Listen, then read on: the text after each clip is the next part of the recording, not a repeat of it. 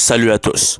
Aujourd'hui, je vous parle enfin du 4e tome de la saga jeunesse Whisper, intitulé Les liens du cœur, écrit par Léa Schmidt-Boé. Ce 4e tome est agréable à lire et voici pourquoi. Mais avant toute chose, commençons par établir de quoi parle ce 4e tome.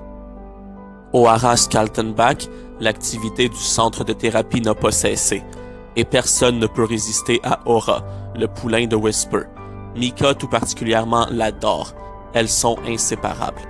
Maria Kaltenbach, quant à elle, n'est pas à son meilleur.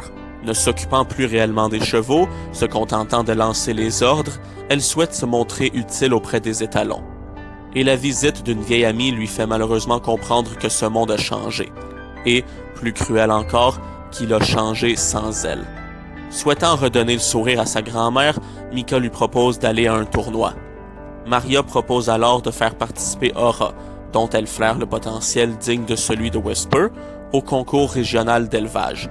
Prise de court, ceci n'étant pas réellement ce qu'elle avait à l'esprit initialement, Mika accepte néanmoins. Peu après, Aura disparaît. Mika est dévastée. Ce 4e tome de Whisper m'a franchement plu. L'histoire est intéressante, un iota moins prenante dans son début que les 3 autres tomes, mais ça se place assez vite. Dès la disparition du poulain Aura, en fait, notre attention est prise. La narration est fluide, comme dans les 3 autres tomes.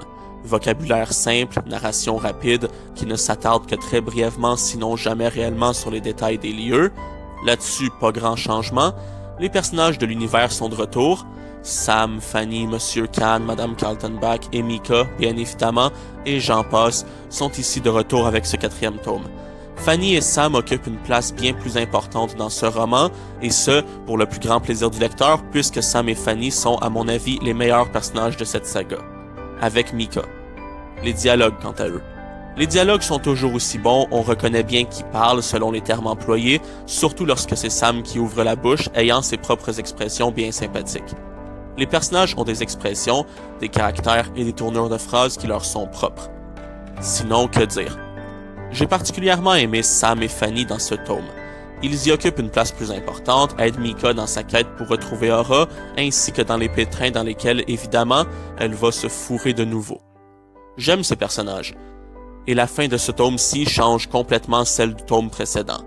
Et j'arrive pas à savoir si c'est pour conforter les lecteurs ayant pu être trop attristés par la fin du 3e tome, ou bien peut-être c'était une décision artistique comme une autre, un choix narratif indépendant des jérémiades de quelques lecteurs qui n'auraient pas supporté et assumé la fin du 3e tome, au point de vouloir la réparation de la séparation qu'impliquait la fin du dit 3e tome. Je sais pas. Dans le doute, je vais quand même donner le bénéfice du doute à l'auteur. Ne sait-on jamais. En conclusion, Whisper, Les liens du cœur, c'est un bon 4e tome, l'histoire est captivante, palpitante, surtout vers ses derniers chapitres. On y retrouve les personnages des derniers chapitres qu'on a adoré suivre dans les précédents tomes. Ce 4e tome se mérite sa lecture, surtout si, comme moi, vous êtes tombé en amour avec l'univers et ses personnages.